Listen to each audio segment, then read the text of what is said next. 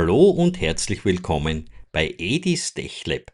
Im heutigen Video dreht sich alles um das Messen von Gewichten mit Arduino und ESP-Systemen. Wir schauen uns die Theorie hinter den Wegezählen genauer an und klären, wie aus einer mechanischen Belastung am Ende ein messbarer elektrischer Wert wird. Wenn du also die Grundlagen wirklich verstehen willst, um später eigene Projekte sicher umzusetzen, dann bleib jetzt dran. Es wird spannend. Die Messzelle oder auch Load Cell in Englisch genannt, ist das eigentliche Sensorelement eines Wegesystems und wandelt eine mechanische Kraft oder ein Gewicht in ein elektrisches Signal um. Für unser Beispiel verwenden wir den YZC 161B, eine kompakte Dehnungsstreifenmesszelle aus Alloy-Stil, die sich ideal für präzise Gewichtsmessung im Do-it-yourself und Embedded Projects eignet.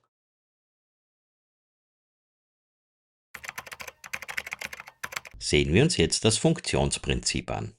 Der Gewichtssensor ist als Halbbrückenmesszelle ausgeführt. Im Inneren des Sensors befinden sich zwei aktive Dehnungsmessstreifen. Elektrisch sind die beiden Dehnungsmessstreifen in Serie geschaltet. Der Verbindungspunkt zwischen ihnen wird als Mittelabgriff nach außen geführt. Dadurch ergeben sich insgesamt drei Anschlussleitungen. Zwei Leitungen an den Enden der Widerstandskette, hier in Schwarz und Weiß, und eine Leitung am Mittelabgriff zwischen den beiden Dehnungsstreifen, hier in Rot. Liegt keine äußere Kraft auf dem Messkörper an, besitzen beide Dehnungsstreifen den gleichen elektrischen Widerstand. Die Brückenschaltung befindet sich in diesem Zustand im Gleichgewicht und es entsteht kein messbares Ausgangssignal. Wird jedoch eine Kraft auf das freie Ende des Messkörpers ausgeübt, verformt sich das Material leicht nach unten. Durch diese Biegung wird der erste Dehnungsmessstreifen gedehnt, wodurch sich sein Widerstand erhöht, während der zweite Dehnungsmessstreifen gleichzeitig gestaucht wird und sein Widerstand abnimmt. Diese entgegengesetzte Widerstandsänderung führt zu einer klaren Verschiebung des Brückengleichgewichts und erzeugt ein messbares Spannungssignal, das proportional zur aufgebrachten Kraft ist. Typische Dehnmessstreifen besitzen im unbelasteten Zustand einen elektrischen Widerstand im Bereich von etwa 30 bis 3 Kiloohm.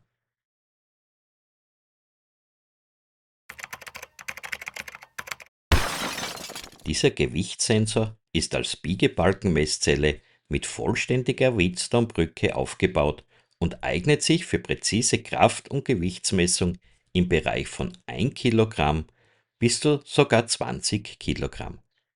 Im Inneren des Sensors befinden sich 4 Dehnungsmessstreifen, die fest auf dem metallischen Körper angebracht sind und gemeinsam als Full-Bridge-Schaltung ausgeführt sind. Bei Belastung verformt sich der Messkörper minimal.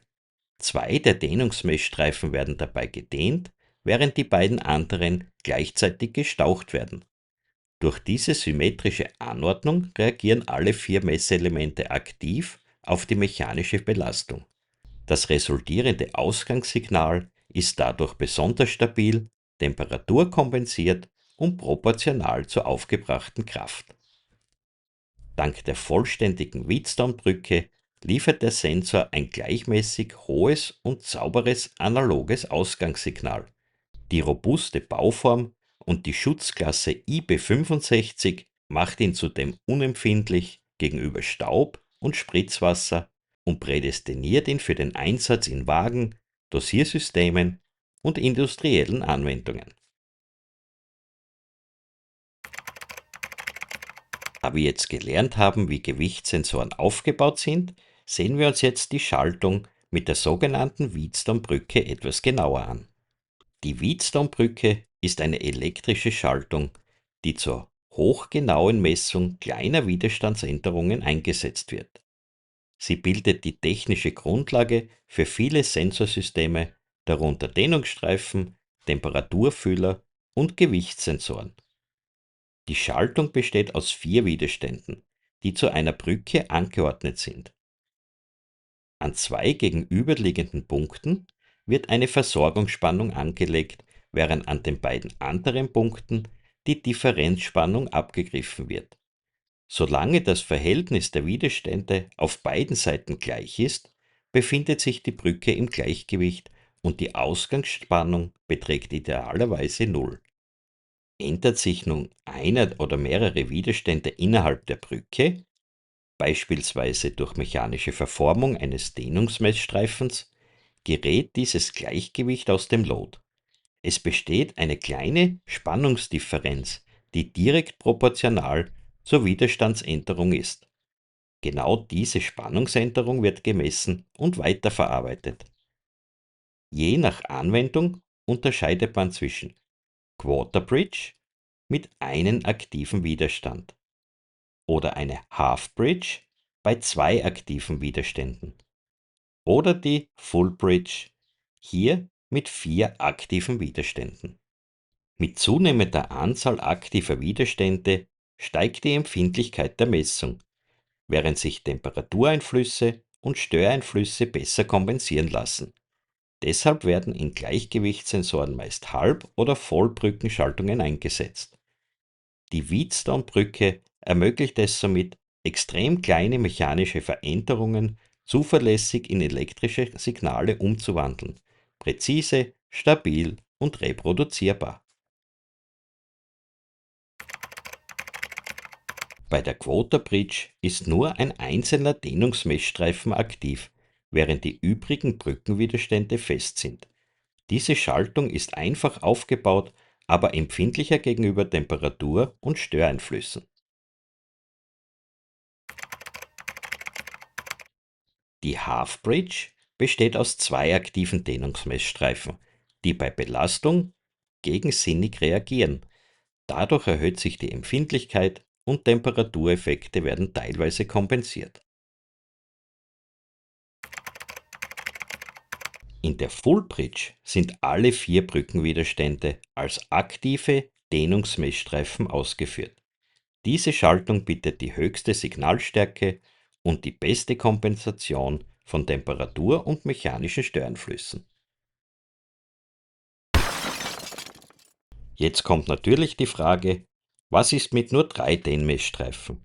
Aber in der Praxis werden ausschließlich Quota-, Half- und Full-Bridge-Schaltungen verwendet und eine Dreiviertelbrücke ist messtechnisch nicht sinnvoll und daher nicht genormt.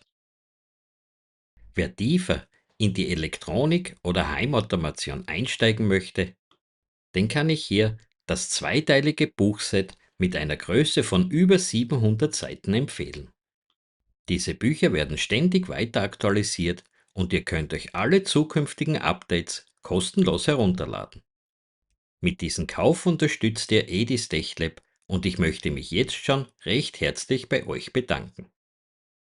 And good news for all the English-speaking folks, this book is also available now in English. Um die kleinen Spannungen auswerten zu können, verwenden wir zum Beispiel einen HX711 Digitalwandler für Wegezellen. Der HX711 ist ein hochauflösender 24-Bit Analog-Digitalwandler, der speziell für den Einsatz mit Dehnmessstreifen und Wegezellen entwickelt wurde. Sehen wir uns jetzt das Pinout an. Die Pins E+ und E- dienen zur Versorgung der Messzelle. Über E+ wird die positive Erregerspannung an die Loadzelle ausgegeben. E- ist die Masse oder der Ground der Messzelle. Der HX711 speist die Dehnmessstreifen somit direkt, dass keine externe Versorgung für die Messzelle notwendig ist. Die Pins A+ und A- sind der differenzielle Messeingang von Kanal A. Hier werden beide Signalleitungen der Messzelle angeschlossen und Kanal A bietet die höchste Verstärkung mit einem Gain 128 oder 64 und wird in der Praxis fast immer für Wegezellen verwendet, da die Ausgangsspannung einer Loadzelle nur wenige Millivolt beträgt. Die Pins B+ und B-, der differenzielle Messeingang von Kanal B. Dieser Kanal besitzt eine feste Verstärkung mit einem Gain von 32 und eignet sich für größere Eingangssignale oder eine zweite Messquelle. In vielen Anwendungen bleibt Kanal B aber ungenutzt. Die Pins auf der rechten Seite, die für den Anschluss am Microcontroller sind, sehen wir uns etwas später an.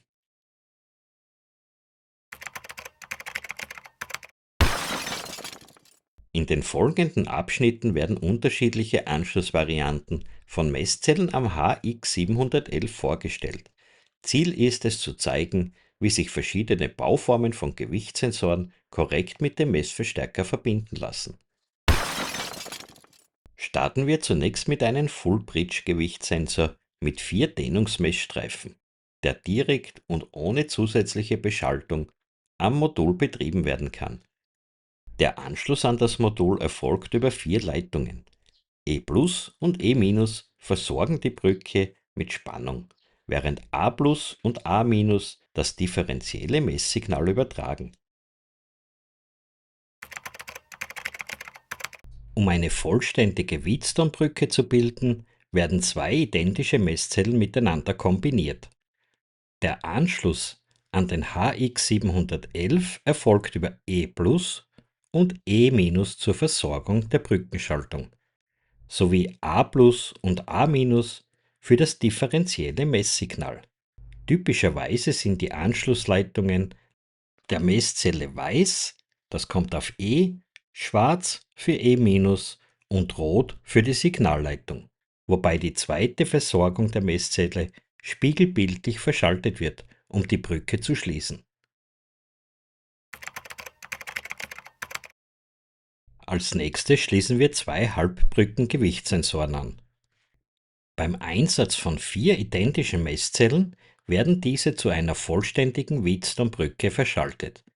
Diese Konfiguration wird häufig bei Plattform- oder Personenwagen eingesetzt, da sie eine gleichmäßige Lastverteilung und eine hohe Messstabilität ermöglichen. Die Versorgung der Brücke erfolgt über E+ und E- des Sensors, wobei bei einzelnen Sensoren die Polarität der Versorgung bewusst vertauscht wird, um die Brückenschaltung korrekt aufzubauen. Die beiden resultierenden Messknoten der Brücke werden an A+ und A- des Sensors angeschlossen. Durch die symmetrische Anordnung der 4 Sensoren werden Temperatureinflüsse sowie mechanische Toleranzen wirkungsvoll kompensiert.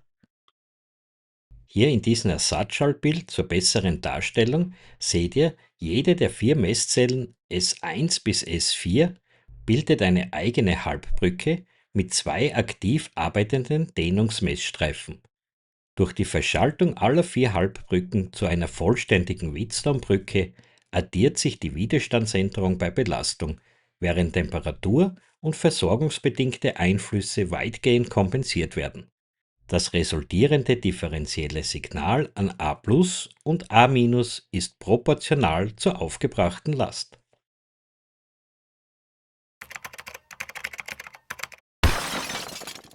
Sehen wir uns nun die rechte Seite vom HX711-Modul an, wo die Pins an den Microcontroller angeschlossen werden. Wir sehen hier die Pins VCC und Ground, die das Modul mit einer Betriebsspannung von 2,6 bis 5,5 Volt versorgen. Über Data, D-Out, gibt der HX711 die digitalisierten Messwerte seriell aus. Der Pin CLK, also Clock, dient als Taktleitung und steuert sowohl die Datenübertragung als auch die Auswahl vom Kanal und Verstärkung. Für den Betrieb werden nur 2 Datenleitungen CLK und Data benötigt, was die Integration in ein Projekt besonders einfach macht. Hier seht ihr ein Beispiel mit dem Arduino Nano ESP32. Alle Schaltbilder und auch das Material, das ihr über Amazon besorgen könnt, findet ihr auf der Webseite von Edis TechLab oder unten in der Videobeschreibung. Hier seht ihr einen Beispielcode, um den Gewichtssensor mit dem Arduino verwenden zu können. Ich zeige euch jetzt kurz, wie der Sketch aufgebaut ist. Für dieses Projekt verwenden wir die HX711 Library, die wir mit dem Befehl include einbinden, gefolgt von der Pin-Definition, an den das Daten- und das Clock-Signal am Mikrocontroller hängt. Beim Kalibrierfaktor habe ich nur einen Standardwert genommen, den müsst ihr aber danach mit einem Kalibriercode anpassen. Der Kalibrierfaktor wird vor der ersten Messung gesetzt und bestimmt, wie die vom 24-Bit ADC gelieferten Rohwerte in Gewichtseinheiten umgerechnet werden. Nach einer kurzen Stabilisierung wird mit der aktuelle Messwert als Nullpunkt gespeichert, sodass das Eigengewicht der Mechanik nicht in die Messung eingeht. In der Hauptschleife prüft der Code, ob der HX711 messbereit ist, bevor neue Daten abgefragt werden. Für jede Ausgabe werden mehrere Einzelmessungen durchgeführt und gemittelt, um Rauschen und Störungen zu reduzieren. Der berechnete Gewichtswert wird anschließend formatiert und über die serielle Schnittstelle ausgegeben. Eine kurze Pause zwischen den Messzyklen sorgt für stabile Werte und eine gut lesbare Darstellung. Wie immer findet ihr den Link zum Sketch, der auf GitHub liegt, unten in der Videobeschreibung. Auf GitHub findet ihr noch einen zweiten Sketch, mit dem ihr die Waage dann kalibrieren könnt. Aber wie das funktioniert, das zeige ich euch beim nächsten Video, wo wir eine Waage für die Messung von einer Gasflasche machen. Damit ist jede Grillparty gerettet und ihr werdet nie mehr enttäuscht vor einer leeren Gasflasche stehen. Also bleibt dran beim nächsten Video und vergesst nicht, den Kanal zu abonnieren und drückt auch die Glocke, damit ihr eine Nachricht bekommt, wenn das neue Video online geht.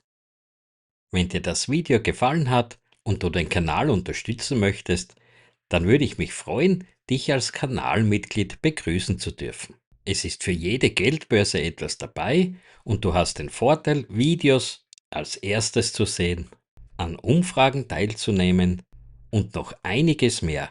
Das Jahr 2026 wird für die Mitglieder eine super Sache werden. Wenn ihr für eure Projekte einen Touch-Button einsetzen wollt, dann kann ich euch hier dieses Video empfehlen. Dort wird Schritt für Schritt erklärt, wie er funktioniert und aufgebaut ist. Viel Spaß damit, bis zum nächsten Mal, euer Edi.